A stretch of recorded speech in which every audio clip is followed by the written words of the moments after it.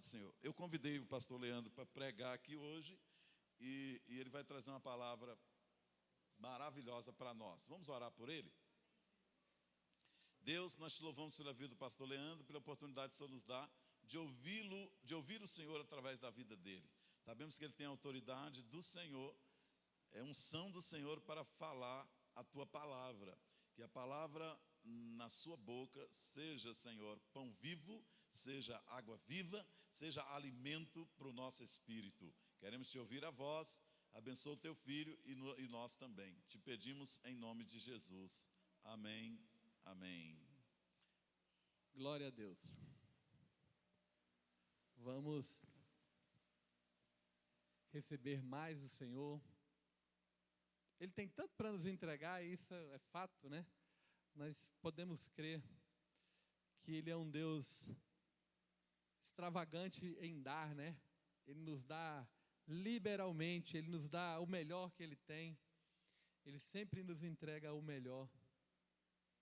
E como é bom podermos confiar, como é bom poder colocarmos a nossa fé nesse Deus de provisão, nesse Deus que nos ouve, que é um Deus criador de todas as coisas, mas mesmo assim, Ele para nos escutar, para nos ouvir, para nos entender, entender as nossas necessidades, ouvir as nossas necessidades.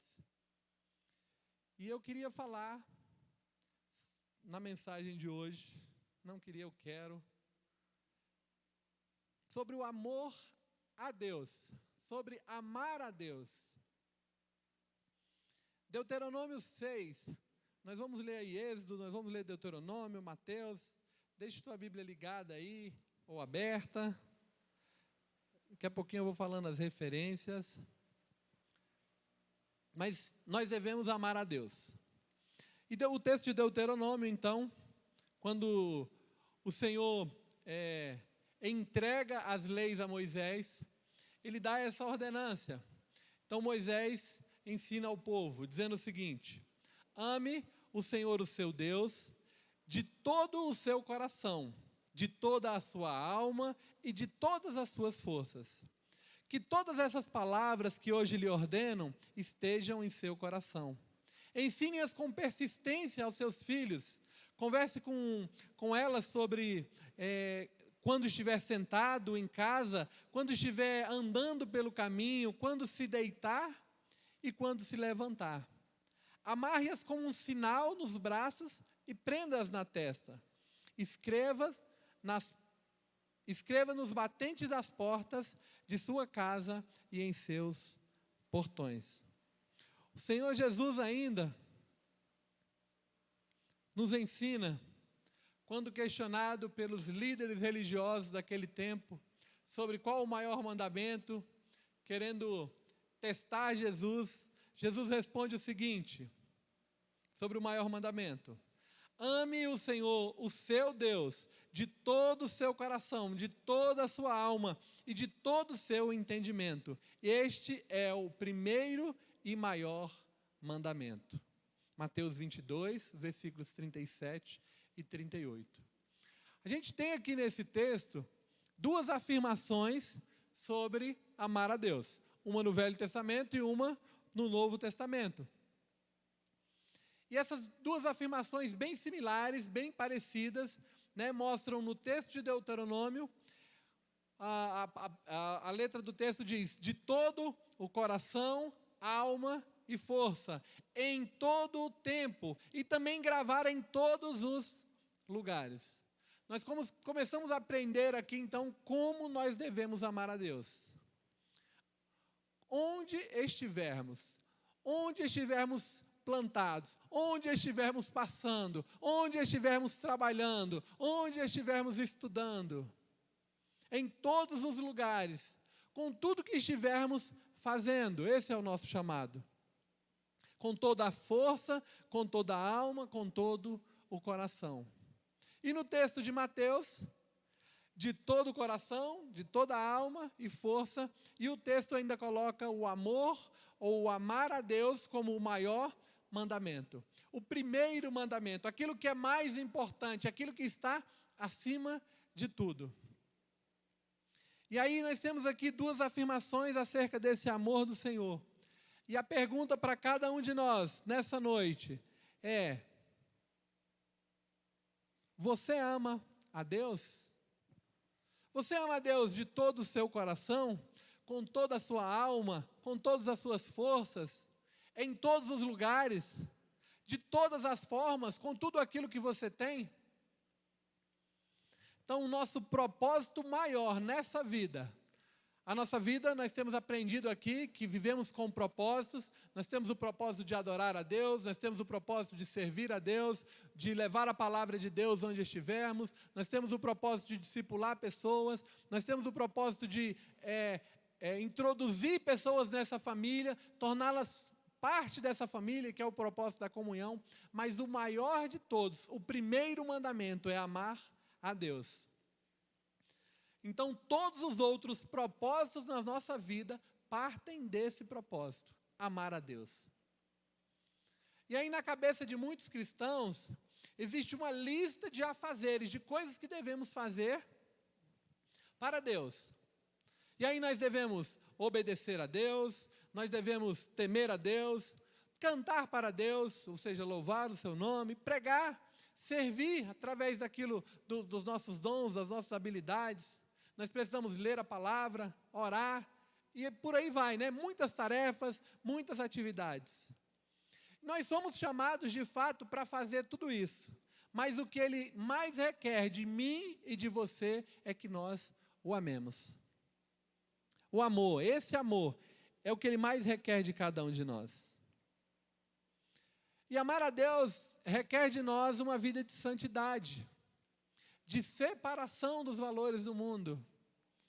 Nós precisamos ser separados, precisamos nos entregar a Deus. E aí muitos pensam, muitos imaginam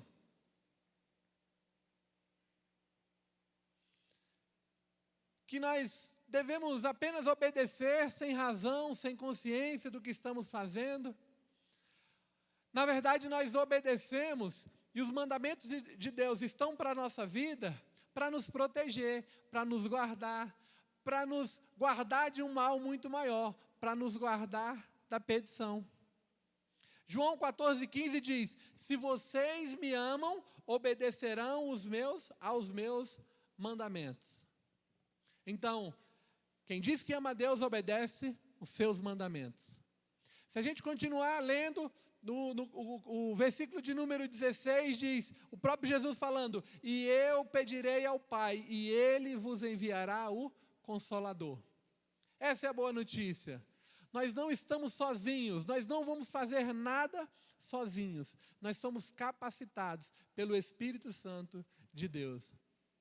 A pastora Sônia trouxe uma palavra aqui ontem na nossa rede de casais, uma palavra muito boa, uma palavra de movimento que quer nos levar, né, mostrando que Deus quer nos levar a se importar com aquilo que é importante, voltar ao primeiro amor, buscar aquilo que estava perdido, que temos perdido no nosso relacionamento como casal, mas se aplica obviamente a todas as áreas da nossa vida, voltar a esse primeiro amor.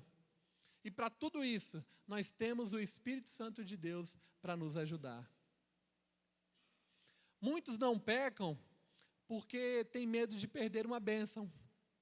Eu estou pedindo a Deus, eu acho que eu estou quase conseguindo, eu não vou pecar, eu não vou cair nesse pecado, eu não vou pecar. E aí outros não pecam porque têm medo do diabo vir e puxar o pé à noite.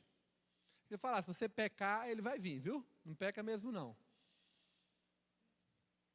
Mas você não deve pecar com medo do diabo, ou porque vai ministrar uma palavra na sua célula, ou porque vai fazer alguma coisa na igreja, ou vai servir em um ministério. O objetivo de não pecarmos, nós não devemos pecar por amor a Deus. Essa deve ser a verdade, esse deve ser o princípio. Por isso não devemos pecar. O nosso relacionamento com Deus, ele não é e não pode de forma alguma ser baseado no medo.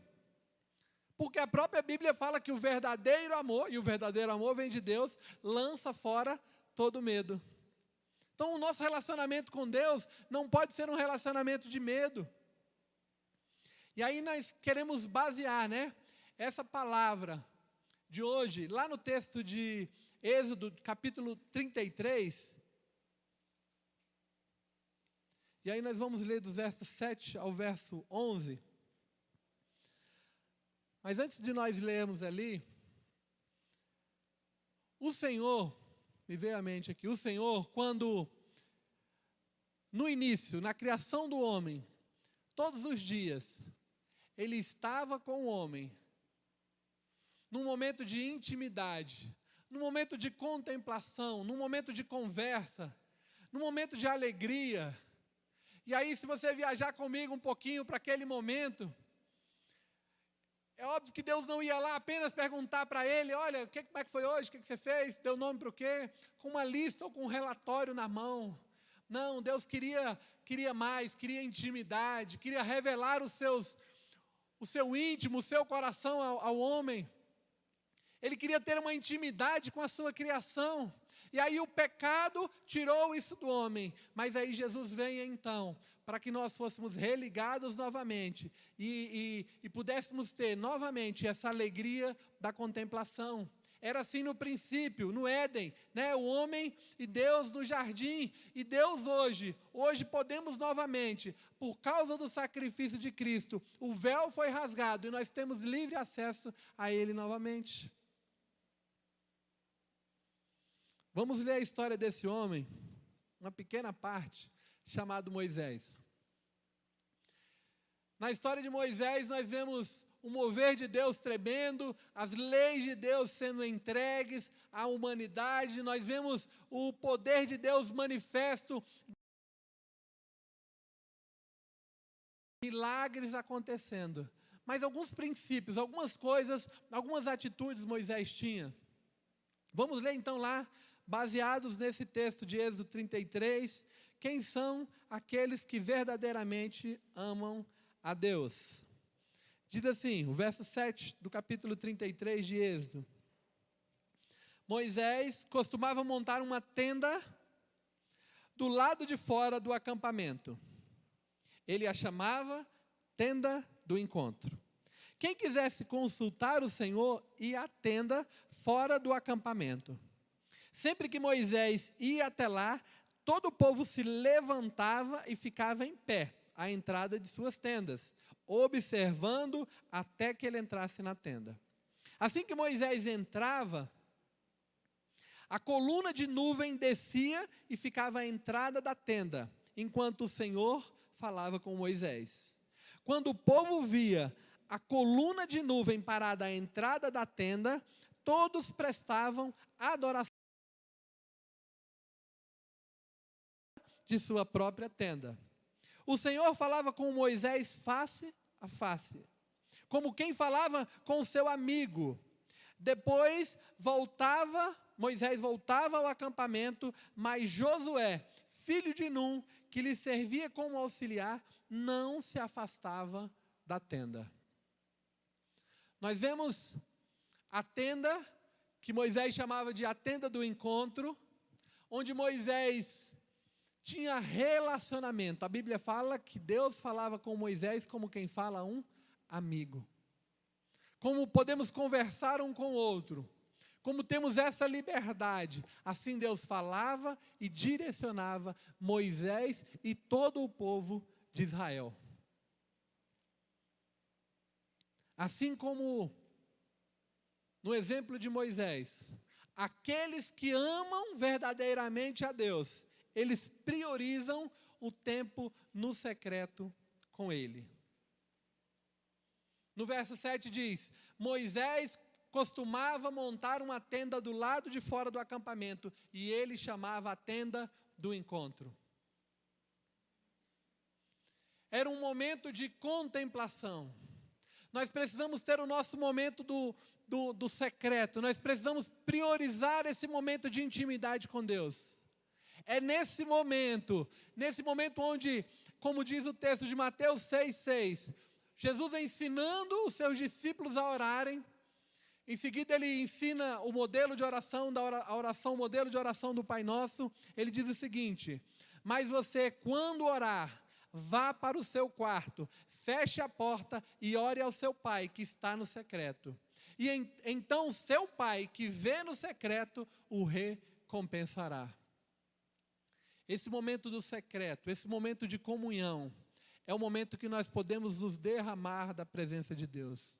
Que nós podemos dizer para Ele aquilo que nós desejamos, aquilo que nós precisamos, aquilo que está nos angustiando, aquilo que está nos alegrando, aquilo que tem tentado roubar a nossa alegria, aquilo que tem tentado tirar as suas forças, aquilo que tem tentado te afastar do teu propósito. É nesse momento, no seu momento no secreto, no seu tempo no secreto, é onde você pode, é onde você tem o seu momento de intimidade. É algo tão poderoso, porque o Criador de todas as coisas para e vem então escutar você, vem ouvir você, vem ter relacionamento com você. É algo tão especial, é algo tão poderoso, mas muitas vezes tão negligenciado. Está disponível tão gratuitamente, que às vezes nós somos tentados a não dar valor a esse tempo especial, esse tempo que podemos ter com o nosso Criador. É nesse momento que podemos, então, colocar as nossas dificuldades diante dEle. Colocar o nosso fardo pesado diante dEle e receber um fardo leve. Quantas vezes eu entro no quarto com alguns sentimentos, com algumas emoções, com algumas preocupações, e quando eu saio com a alegria do Senhor, eu saio com a certeza da vitória, com a certeza da provisão dEle sobre a minha vida. Então esse Deus, Ele quer ter comunhão com cada um de nós. E Ele deseja nos encontrar no secreto, talvez muito mais que deseja nos encontrar no coletivo. E a presença de Deus, ela é mais importante que os princípios, porque os princípios eles vão nos nortear, mas a presença de Deus, ela vai nos transformar. Então é a presença do Espírito dentro de nós que nos transforma. E nós precisamos desejar essa preciosa presença dentro de nós, a presença do Espírito Santo. Uma das maiores expressões de amor é a exclusividade. Quem é casado aí, quem é pai, pergunte para os seus filhos se eles querem você exclusivamente para eles ou não, naquele tempo que você está lá. Quem é que não gosta? Tem pessoas pagando tão caro para serem VIPs, para estarem em lugares VIPs. Ora, e o Senhor já nos trata como VIPs. Nós já somos para Deus as pessoas mais importantes, as pessoas muito importantes. Ele já nos amou, Ele já demonstrou o seu amor.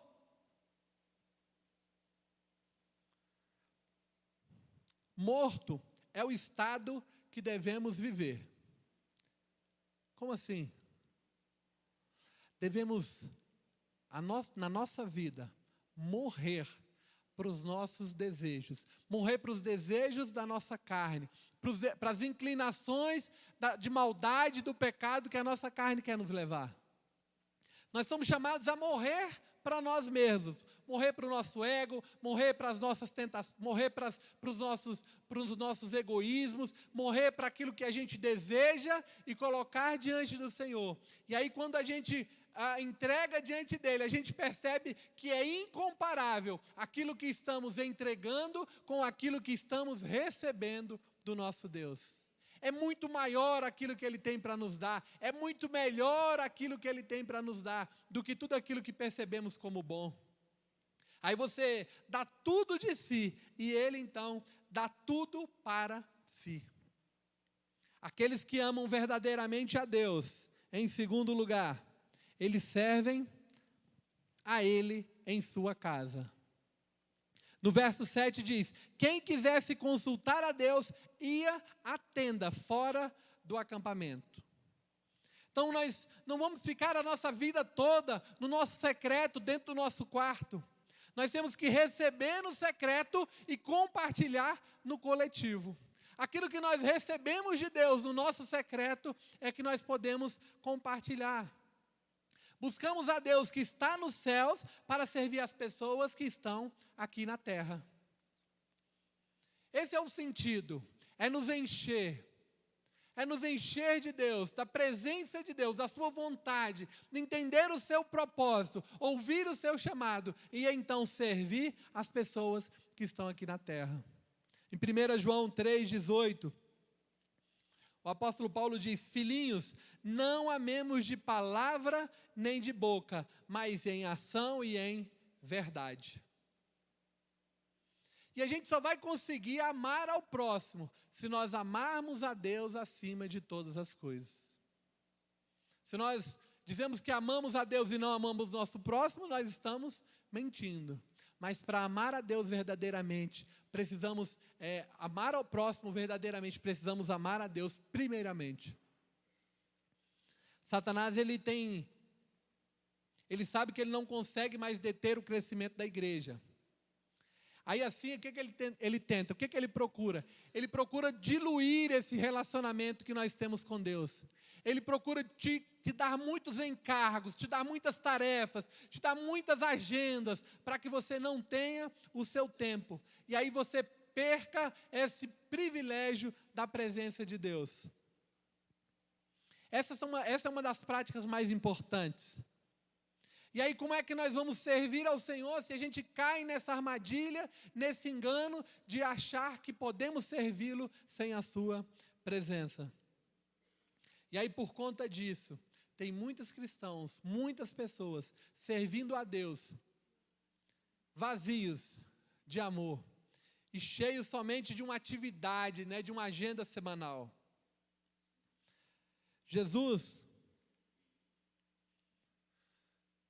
depois da sua ressurreição, foi falar com Pedro, e ele diz, novamente Jesus disse: Simão, filho de João, você verdadeiramente me ama?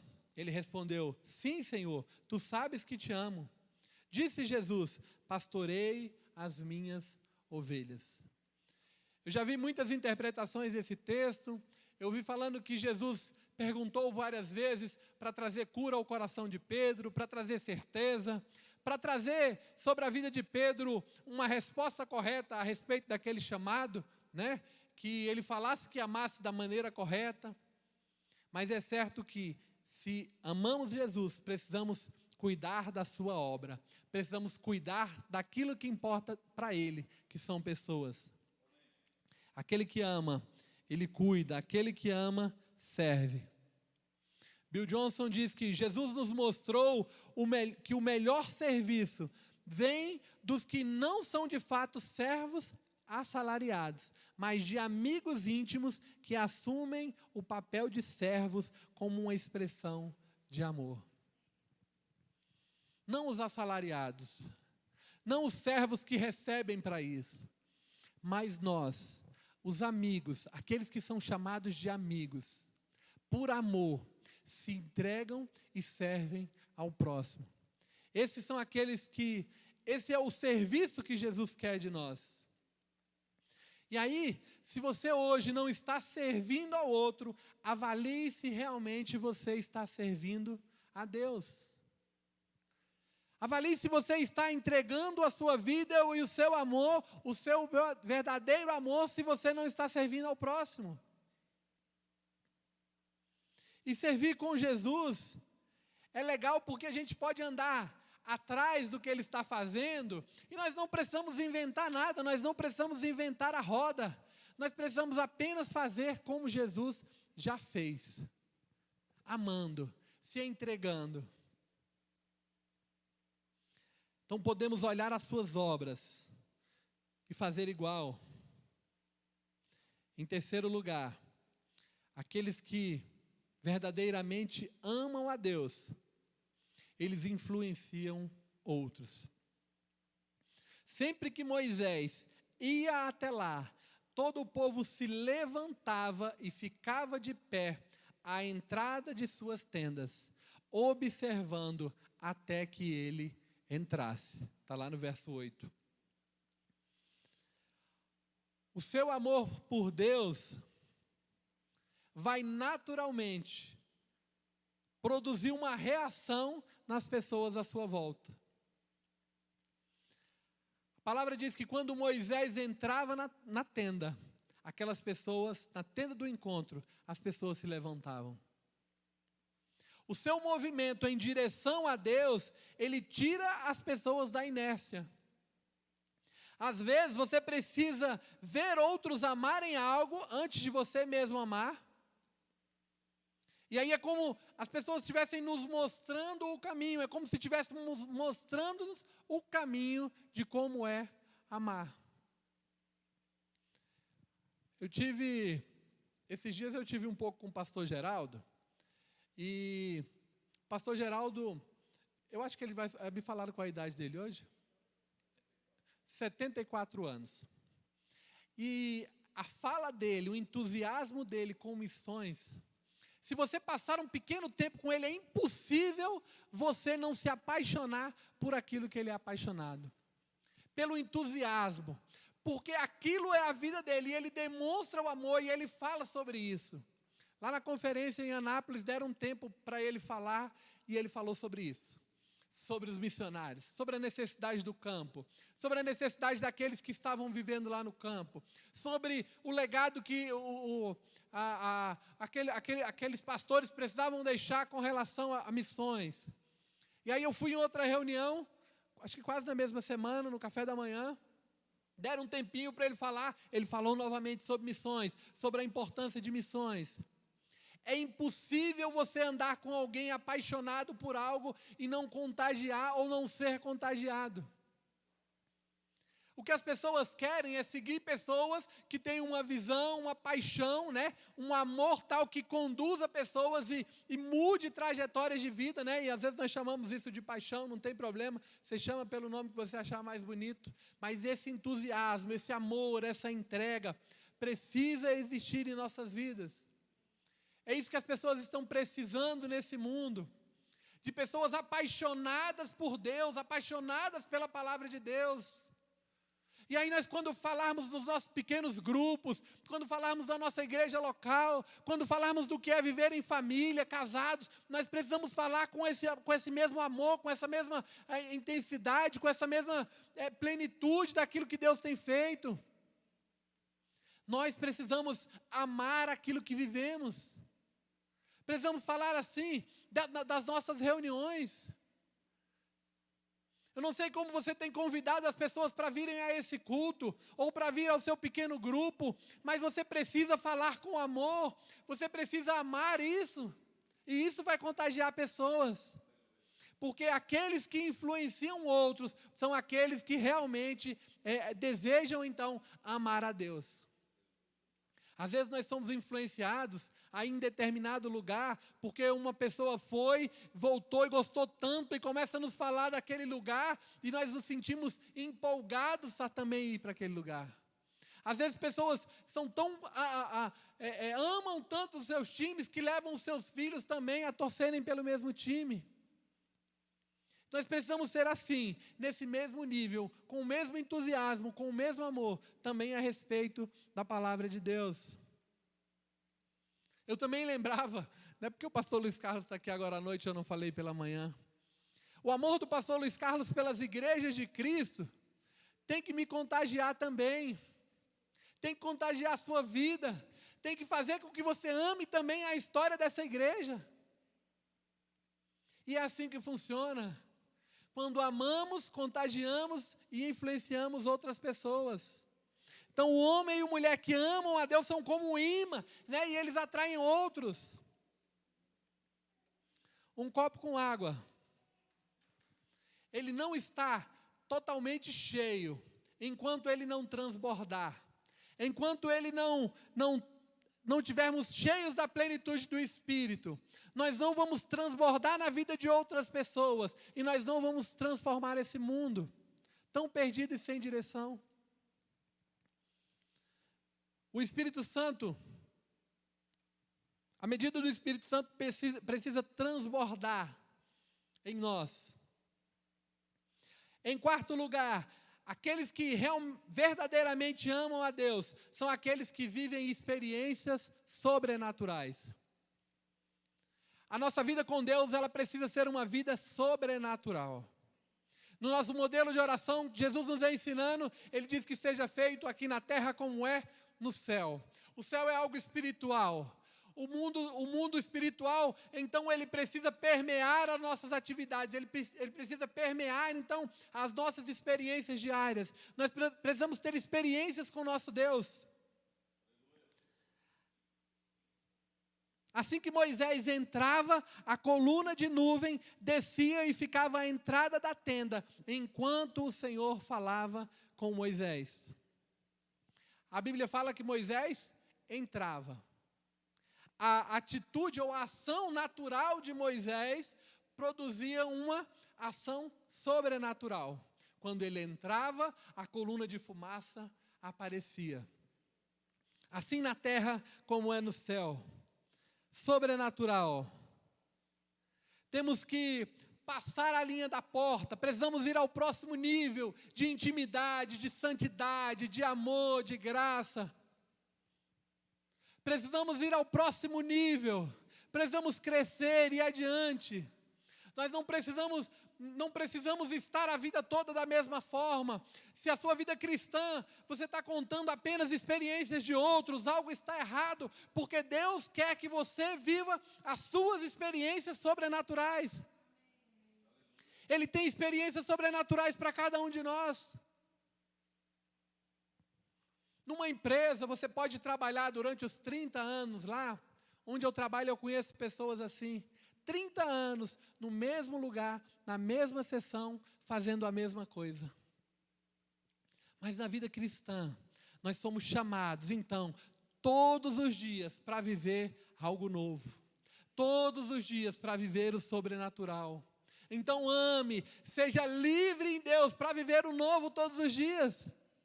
Ele tem tanto para te entregar. E em quinto e último lugar,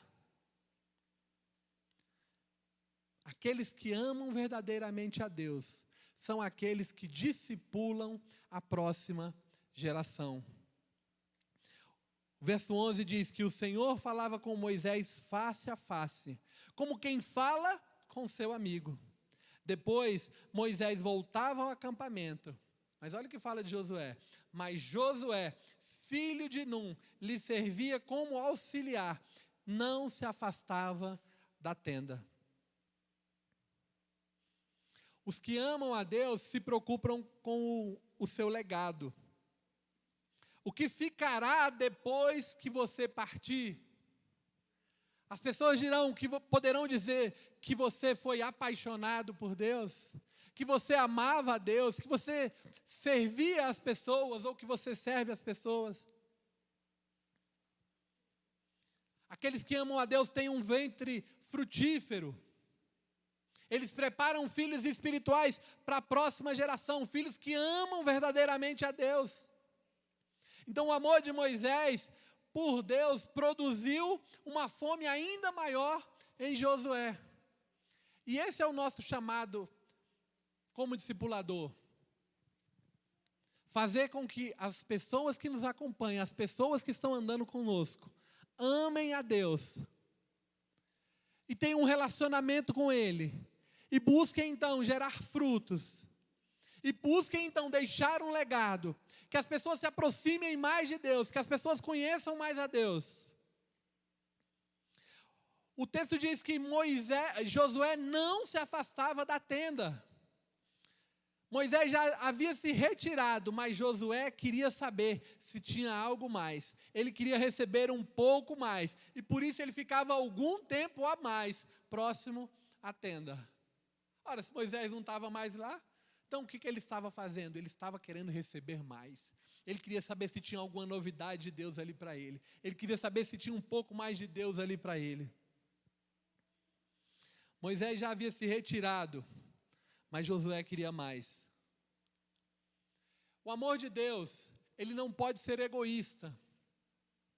Nós não podemos ser egoístas com o amor de Deus. Ele nos entregou para compartilharmos com outros. E se eu perguntar aqui para você, e pedir que Deus te traga à memória, pessoas que você sabe que precisam conhecer esse amor, certamente você está vendo alguns rostos, lembrando de alguns nomes.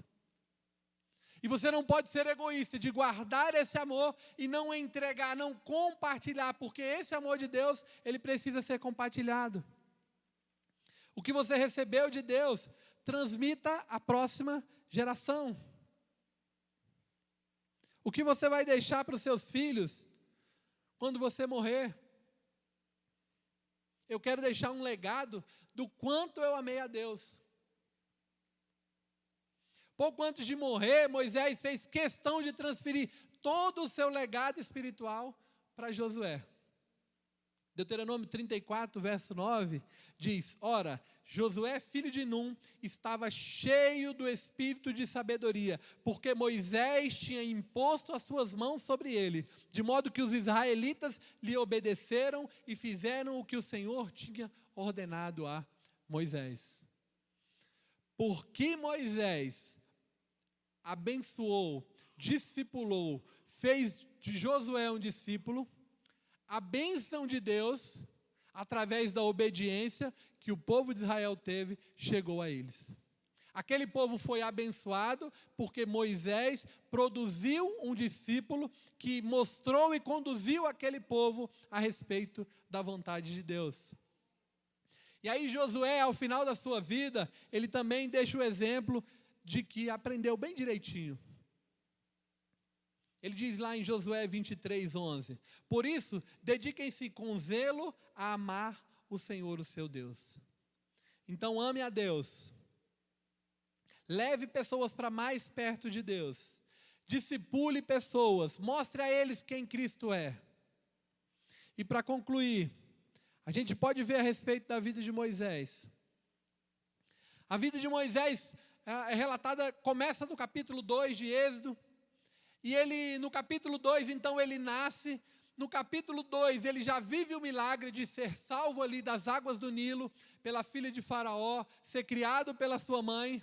No capítulo 3, ele já vive a experiência sobrenatural da sarça ardente, onde Deus diz para ele que aquele lugar onde ele estava era terra santa, que ele tirasse a sandália dos seus pés. E amar a Deus em profundidade significa então entregar algo, vai ter um preço, renunciar a algo. E aí, o que é uma sandália? O que é a sandália da sua vida hoje? O que é como essa sandália? O que será que Deus deseja de você para que você o ame ainda mais? A sandália era suja. Será que é algum pecado, que está te impedindo de amar a Deus? A sandália prendia. Será que alguma prisão te impede, então, de se render completamente? O ponto principal é que damos tudo de nós para obtermos tudo dele. Nunca houve acordo melhor. Quando fazemos a transação, descobrimos que o que considerávamos importante não é mais. Quem disse isso foi Bill Johnson. Nós precisamos nos desvencilhar, nos soltar as amarras de tudo aquilo que nos prende e amar verdadeiramente a Deus. Amar a Deus entregando o nosso tempo, buscando a Ele em nosso tempo, discipulando outros, entregar o nosso tempo cuidando de pessoas, servindo, amando a Ele com as nossas atitudes, influenciando pessoas, servindo. Eu queria orar com você, se você puder ficar de pé.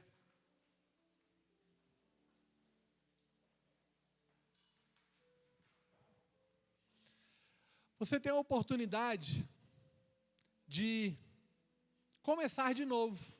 Todos os dias Deus nos dá essa oportunidade. Aquele encontro que Moisés teve com aquela árvore que pegava fogo, mas não se consumia, com o Deus daquela árvore, mudou a história dele. E aí aquilo foi talvez o começo.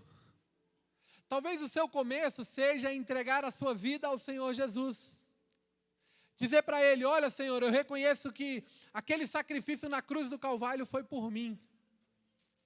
Você não fez isso ainda. Talvez o seu novo começo seja retornar a comunhão da família. Você nunca deixou de ser filho. Você apenas deixou de estar em comunhão. Talvez seja deixar de lado um pecado, deixar de lado alguma amarra, a falta de perdão. Fale para Deus, coloque diante dele a sua vida. Diga a Ele que você quer amá-lo de verdade. Que você quer amá-lo verdadeiramente. Isso demanda uma atitude. Precisamos de uma atitude para amar a Deus. Diga a Ele qual vai ser a sua atitude. Diga a Ele o que você quer fazer. Pai, em nome de Jesus, a Tua igreja aqui reunida nessa noite, Pai, declara que deseja Te amar. Nós queremos Te amar, Senhor. Nós queremos Te amar verdadeiramente. Nós queremos cumprir o Teu propósito, o Teu chamado para cada um de nós. E glória a Deus porque temos o Santo Espírito que nos ajuda a vencer o pecado, que nos liberta, que nos mostra onde estamos errando, que nos mostra a Tua vontade, nos revela os Teus mistérios, os Teus propósitos. Oh Pai, sobre nossas vidas, nessa noite, declaramos a nossa dependência ao Teu Espírito Santo. Venha, doce Espírito, sobre nós, venha sobre a Tua igreja e nos capacita a amarmos a Deus. Ó Senhor, nós Te amamos, reconhecemos que precisamos amar ao Senhor sobre todas as coisas. Nós queremos Te louvar aqui, nós queremos entregar as nossas vidas, Senhor. Nós Te desejamos, Deus, nós desejamos Te agradar. Oh Pai, que possamos Te agradar com tudo que temos, com tudo que somos, com as nossas atitudes, Senhor. Que possamos Te agradar, Deus.